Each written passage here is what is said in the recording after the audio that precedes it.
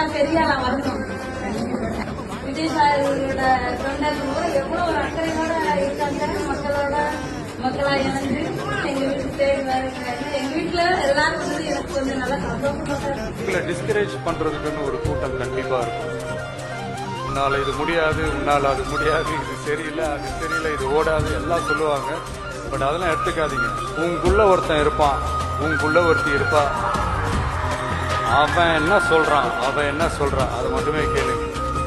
வந்த எல்லாருக்குமே நன்றிகள். வளர்ப்போம் கல்வி, வளரும் என்னுடைய குட்டி நண்பா நன்றி. என்னோட உயர்வுக்கு என்னோட வேர்வை